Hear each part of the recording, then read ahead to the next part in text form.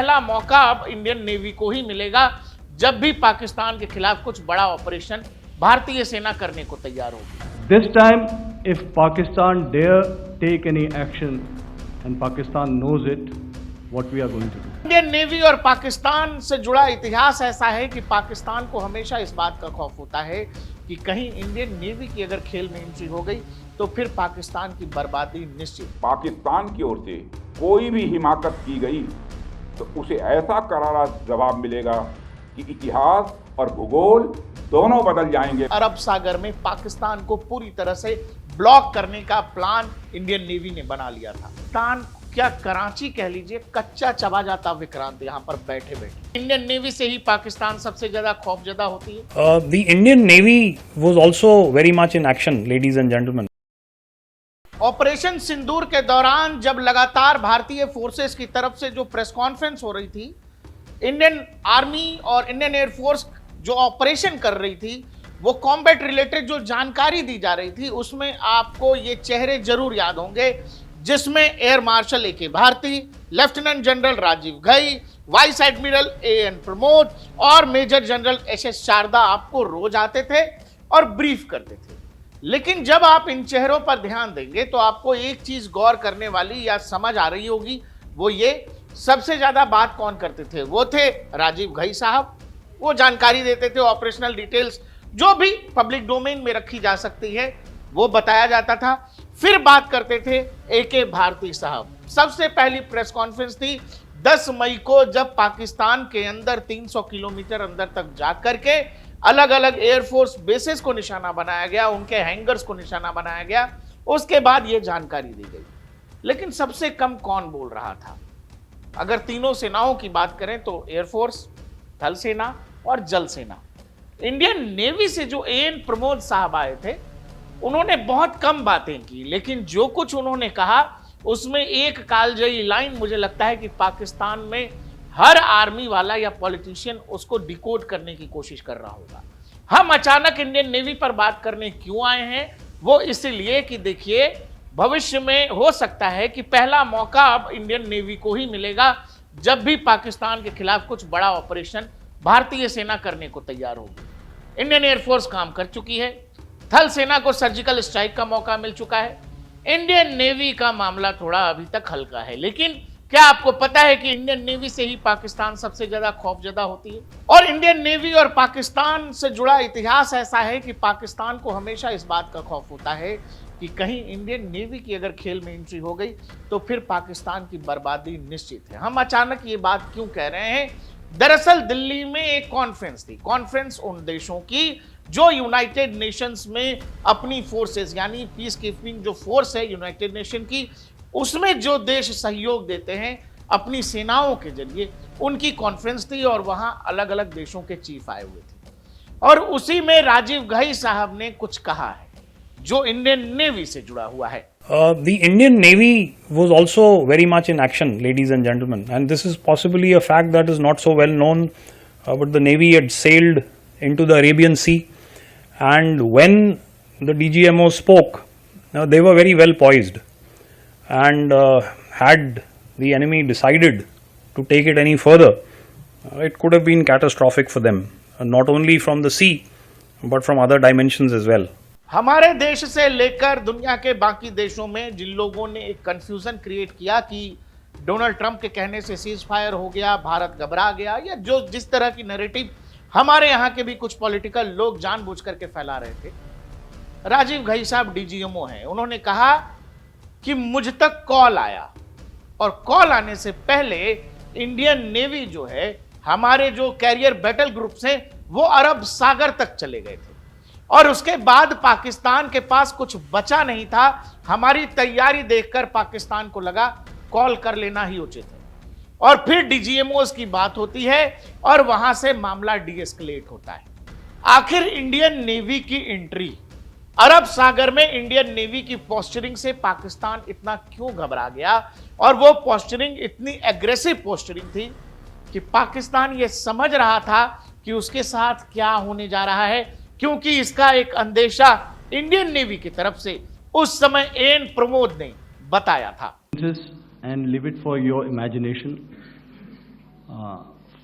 First of all, as I mentioned, we have quantitative and qualitative edge to deliver a massive blow to our adversary, and we completely dominate in the maritime front.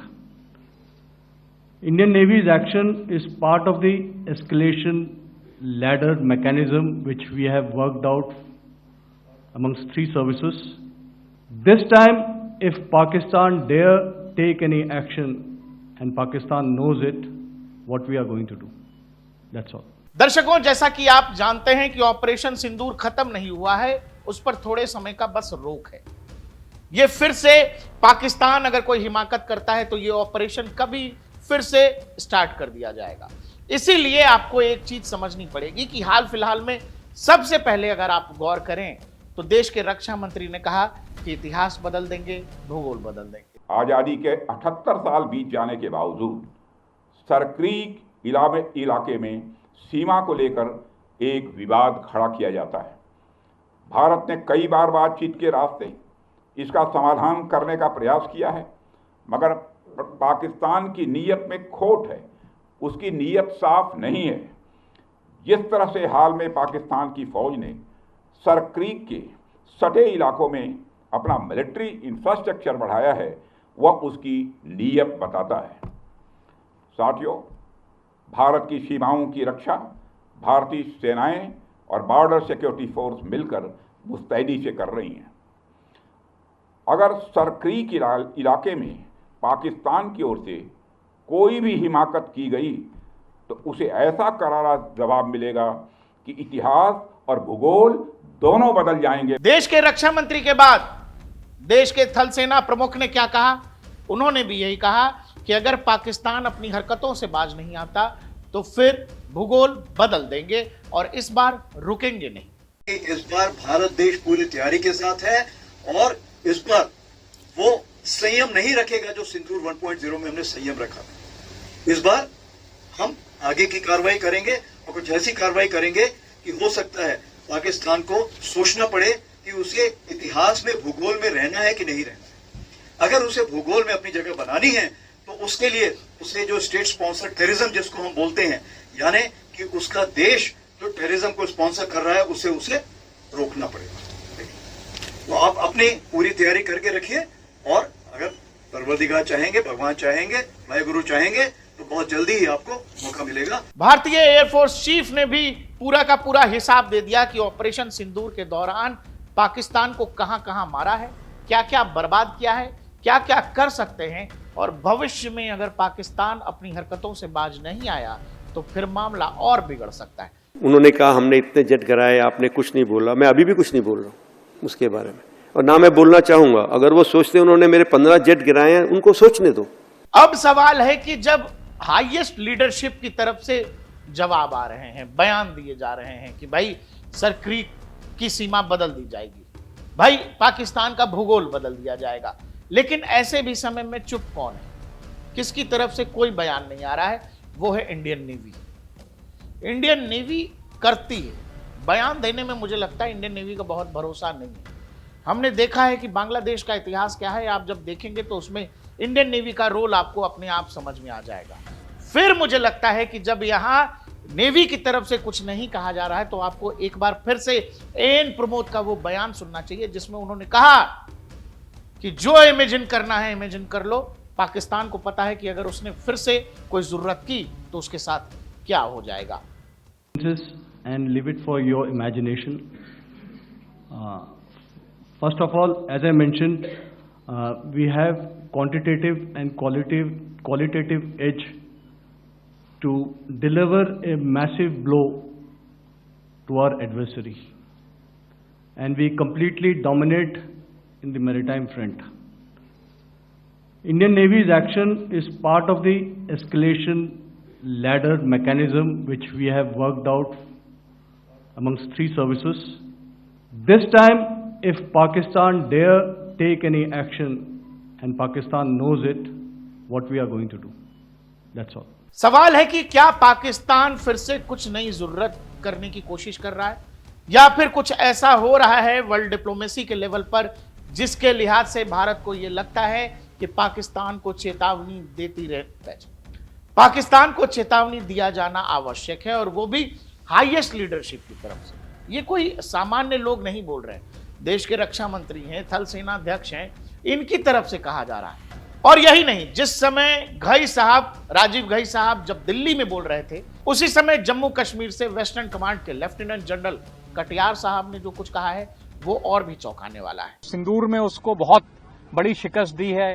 We have defeated him in Sindoor, like you said, we have destroyed his post, destroyed his air bases, but he may again attempt something, so we have to remain prepared. So that's why हमारी जो तैयारी है उसमें कोई कमी नहीं है और हमारा ये मानना है कि इस बार जो भी हम एक्शन लेंगे वो पिछली बार से ज्यादा होगा। जब दिल्ली में डीजीएमओ राजीव घई भविष्य में इंडियन नेवी के रोल को लेकर एक इशारा कर रहे हैं, उसी समय जम्मू कश्मीर में वेस्टर्न कमांड के लेफ्टिनेंट जनरल कटियार ये कह रहे हैं कि जो कुछ हमने ऑपरेशन सिंदूर में किया और जहां पर हमने उस पर रोक लगाई, अब हम उसके आगे जाने वाले हैं। मतलब आपने जो कुछ भी अचीव कर लिया, वो चाहे पॉलिटिकल माइलस्टोन हो या आर्मी ने जो कुछ तय किया हो, वो जब आपने अचीव कर लिया, अब हम उससे आगे जाने वाले हैं। पाकिस्तान अगर अपनी हरकतों से बाज नहीं आएगा तो फिर आपको एक बात समझना होगा, जो इंडियन नेवी ने ऑपरेशन सिंदूर के दौरान किया।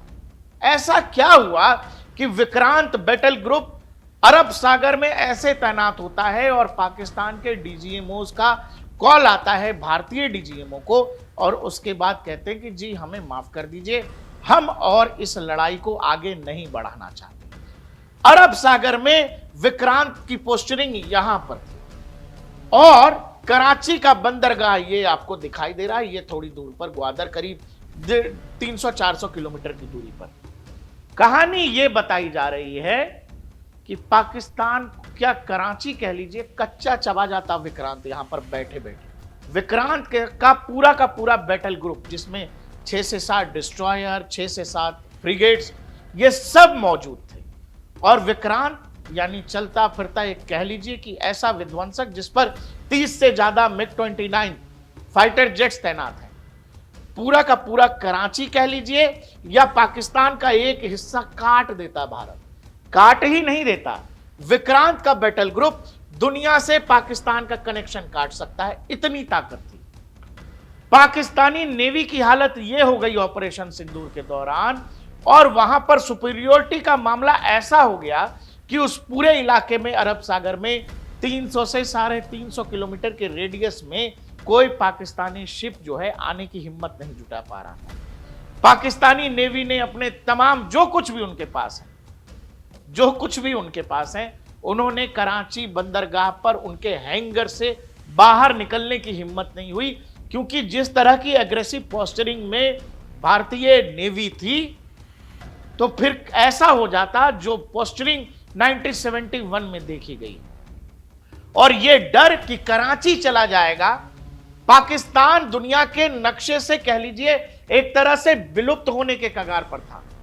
और जब विक्रांत की बात करें तो आपको यह पता है कि हिंदुस्तान एक न्यूक्लियर ट्राइड देश है। न्यूक्लियर ट्राइड का मतलब यह कि हम न्यूक्लियर हथियारों का इस्तेमाल जमीन से कर सकते हैं, आसमान से कर सकते हैं और पानी से भी कर सकते हैं। आपको अपने आप ये बात समझ में आ जाएगी कि अगर विक्रांत वहां पर है, मतलब कि अरब सागर में भारतीय पनडुब्बियों की भी मौजूदगी जरूर रही हो। अकूला क्लास की जो सबमरीन्स हैं या फिर परमाणु पनडुब्बी, वो सब की सब एक साथ अगर अरब सागर में हो तो पाकिस्तान में कहीं भी भारत इंडियन नेवी के जरिए अटैक कर सकता है। कुछ भी सुरक्षित नहीं था। इंडियन एयरफोर्स जिस तरह से मार रही थी और जो सुपीरियोरिटी दिखाई गई इंडियन एयरफोर्स की, भारत की डिफेंस कैपेबिलिटी की, उसके बाद पाकिस्तान को लगा कि सरेंडर करने से बेहतर कुछ भी नहीं। एयर पावर जब आपने देख लिया, और जहां तक सवाल एयर पावर का है, पाकिस्तान F-16 के दम पे उड़ता है, लेकिन जब नेवी का सवाल है, हमारी नेवी के सामने पाकिस्तान कहीं ठहरता है। आप यकीन करें, इंडियन नेवी को हिंद महासागर के लिहाज से कहा जाता है कि रूल करते हैं, लेकिन हिंद महासागर से आगे अरब सागर तक चले जाना और वहां अपना कॉम्बैट कैपेबिलिटी, सुपीरियोरिटी स्थापित कर लेना कि 300-350 किलोमीटर में दुश्मन का कोई जहाज आ सकने की हिम्मत नहीं कर सका।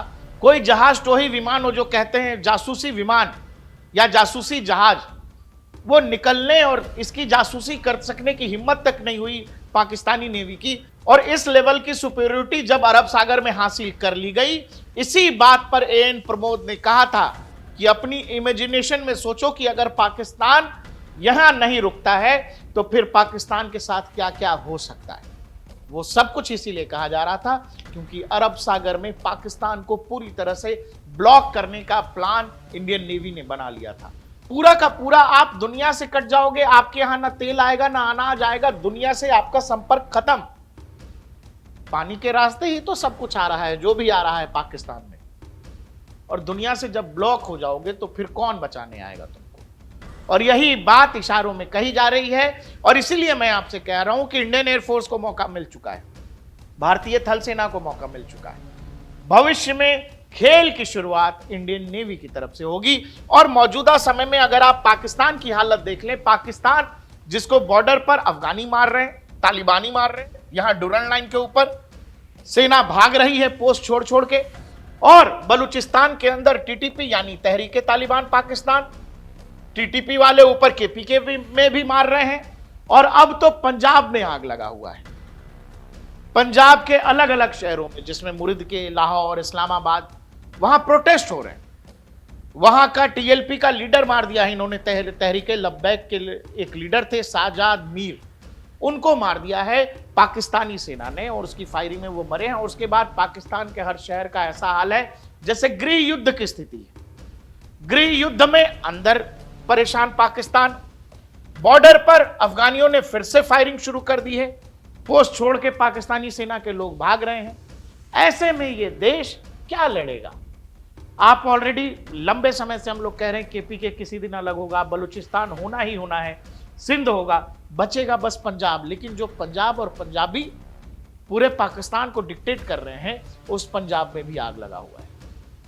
इसीलिए आपको यह समझना पड़ेगा कि पाकिस्तान का आर्मी चीफ व्हाइट हाउस जाकर बलूचिस्तान का सौदा क्यों कर रहा है, वो जमीन के मिनरल्स का सौदा क्यों कर रहा है, अपनी जमीन क्यों बेच रहा है। क्योंकि उनको पता है कि इंडियन आर्मी भारतीय सेना के सामने पाकिस्तान कहीं ठहर नहीं रहा। और जो हाल पाकिस्तान का है, ये किसी दिन अपनी मौत खुद मरेगा। और इसके लिए हमें बहुत कुछ करने की जरूरत नहीं है। और बावजूद इसके पाकिस्तान अगर अपनी आदतों से बाज नहीं आता है तो इंडियन आर्मी इशारों इशारों में समझा रही है कि आने वाले समय में भारतीय सेना पाकिस्तान के साथ क्या कर सकती है।